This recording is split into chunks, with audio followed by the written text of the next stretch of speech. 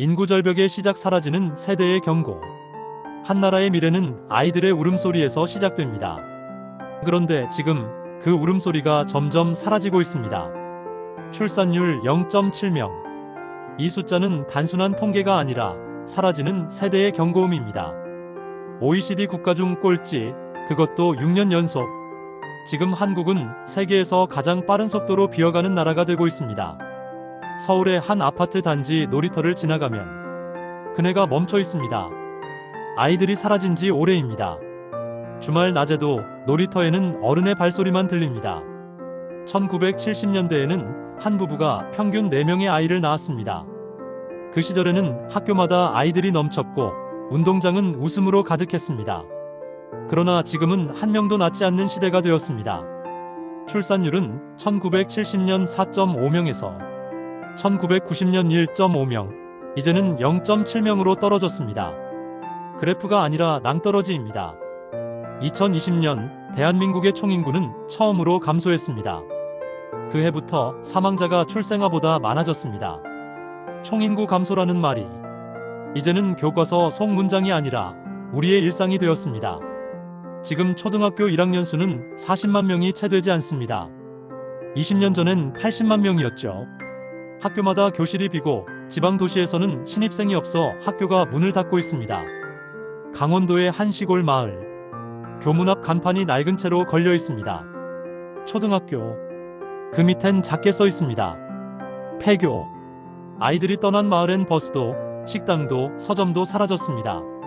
남은 건 텅 빈 운동장과 바람 소리뿐입니다. 이것이 바로 지방 소멸의 현실입니다. 청년은 도시로 떠나고 노인은 남습니다. 한 지역의 절반이 65세 이상 노인인 곳도 드물지 않습니다. 지자체의 절반 이상이 이미 소멸 위험 지역으로 분류됐습니다. 도시라고 다르지 않습니다. 서울 청년들의 결혼 평균 연령은 남자 34세, 여자 32세. 그마저도 결혼을 포기하거나 미루는 경우가 대부분입니다. 월세, 대출, 불안정한 일자리, 그리고 아이를 낳아도 키울 수 없다는 절망감. 한 청년 부부는 말했습니다. 아이를 낳지 않는 게 아니라 낳을 수 없는 구조예요.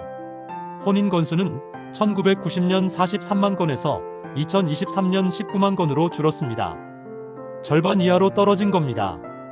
결혼도, 출산도 사회의 기본 리듬이 무너지고 있습니다. 그 결과는 명확합니다. 일할 사람이 줄어듭니다. 생산 연령 인구, 즉 15세에서 64세 인구가 급감하고 있습니다. 2017년 3,780만 명이던 이 연령층은 2040년엔 2,780만 명으로 줄어듭니다. 무려 1,000만 명이 사라지는 셈입니다. 이미 여러 산업에서 인력난이 심각합니다. 요양시설, 병원, 공장, 식당, 건설 현장. 젊은 인력이 줄어드니 외국인 노동자가 그 자리를 메웁니다.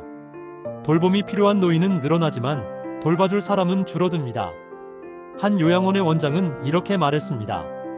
돌봄 인력이 부족해서 어르신 한 분을 제대로 돌보지 못할 때가 많아요. 이게 바로 인구 절벽의 현장입니다. 복지비는 눈덩이처럼 커지고 있습니다. 건강보험, 장기요양보험, 연금. 모두 지출은 늘지만 세금 낼 사람은 줄어듭니다. 사회는 서서히 무게중심을 잃어가고 있습니다. 이쯤 되면 묻게 됩니다. 우린 어떻게 여기에 이르게 되었을까? 출산장려금, 결혼지원금, 아이 돌봄 정책. 정부는 수십 가지 정책을 내놓았지만 출산율은 오히려 떨어졌습니다. 왜일까요? 구조가 바뀌지 않았기 때문입니다. 사람들은 출산율을 말하지만 사실은 삶의 신뢰율이 떨어진 겁니다. 사람들이 아이를 낳지 않는 이유는 단순하지 않습니다. 이 사회에서 아이를 키워도 괜찮을까? 그 질문에 그래, 괜찮아라고 대답할 수 없는 사회.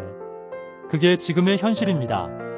청년은 불안정하고 부모 세대는 지쳐있고 노년은 고립되어 있습니다. 이건 단순히 인구의 문제가 아니라 삶의 구조가 무너진 문제입니다. 출산율을 높이려면 먼저 사람이 버틸 수 있는 사회여야 합니다. 버틸 수 있는 주거, 버틸 수 있는 일자리, 그리고 버틸 수 있는 관계. 일본은 이미 이 길을 먼저 걸었습니다. 우리보다 빠르게 늙은 사회. 그래서 기술로 문제를 해결하려 했습니다. 로봇이 노인을 돌보고 자동화로 간호를 대신했습니다. 하지만 사람의 마음은 채워지지 않았습니다. 이제 우리는 복지를 새롭게 정의해야 합니다. 복지는 도와주는 것이 아니라 지탱하게 하는 것입니다. 넘어지기 전에 잡아주는 것, 무너지지 않게 받쳐주는 구조, 그게 바로 진짜 복지입니다. 그걸 저는 예방복지라고 부르고 싶습니다. 질병을 치료하기보다 예방하듯 삶의 무너짐을 막는 복지. 사람이 외로움이나 불안으로 쓰러지기 전에 그 마음을 붙잡아주는 구조. 예방복지는 비용을 줄이기 위한 정책이 아닙니다. 오히려 돈이 살아 움직이게 하는 복지입니다. 노년층의 소비가 지역의 일자리를 만들고 그 일자리가 다시 젊은 세대를 살리는 구조. 돈이 돌고 관계가 돌고 지역이 살아나는 구조. 이게 바로 순환 복지입니다. 한 마을에서는 노인들의 소비가 청년의 창업을 일으키고 청년들이 운영하는 카페와 서점이 다시 노인들의 일상이 되었습니다. 이런 구조가 복지의 미래입니다. 복지는 건물의 이름이 아니라 삶의 구조가 되어야 합니다. 돌봄이 아니라 선택이 존중되는 삶. 혜택을 주는 것이 아니라 자립이 가능한 구조. 그런 사회에선 비가 와도 눈이 와도 일상이 멈추지 않습니다. 누군가를 기다리지 않아도 서로의 이름을 부르며 함께 걸어갈 수 있습니다. 이게 바로 예방복지 사회의 모습입니다. 예측 가능한 삶, 내일이 두렵지 않은 구조, 그게 진짜 복지입니다. 이제 우리는 다시 물어야 합니다. 복지는 무엇을 위해 존재하는가? 복지는 숫자를 위한 정책이 아닙니다. 복지는 사람이 버틸 수 있게 하는 제도입니다. 절벽은 끝이 아닙니다. 절벽은 방향을 바꾸라는 신호입니다.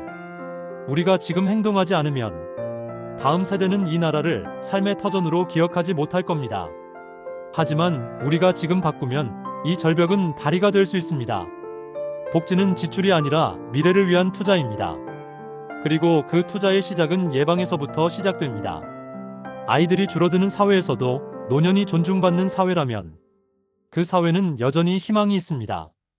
이제 우리는 숫자가 아니라 삶을 다시 연결하는 복지로 나아가야 합니다. 복지의 미래는 시설이 아니라 사람, 기술이 아니라 공동체, 구조가 아니라 관계입니다. 그 관계를 되살리는 것, 그것이 우리가 다시 세워야 할 복지의 철학입니다. 이 새로운 철학을 실현하기 위한 복지 실험, 그 대표적인 모델이 바로 시니어랜드입니다. 시니어랜드는 단순한 노인시설이 아닙니다. 함께 살아가는 구조, 존중받는 개인, 그리고 돌봄이 아닌 예방 중심의 복지를 실현하는 공간입니다. 혼자 있어도 외롭지 않고 함께 살아도 간섭받지 않는 삶. 그것이 시니어랜드가 꿈꾸는 노년의 모습입니다. 시니어랜드는 노후를 위한 집이 아니라 노년의 존엄을 설계하는 도시입니다. 인구 절벽은 위기가 아닙니다. 우리 사회가 다시 태어날 기회입니다. 그리고 그 변화의 시작은 정책이 아니라 우리의 일상 속 선택에서 시작됩니다. 아이들이 태어나고 어르신이 존중받고 세대가 함께 사는 사회. 그것이 지속 가능한 복지의 첫걸음입니다. 오늘의 절벽을 내일의 다리로 바꾸는 사람들. 그 첫 번째 이야기가 바로 인구 절벽의 시작입니다. 감사합니다.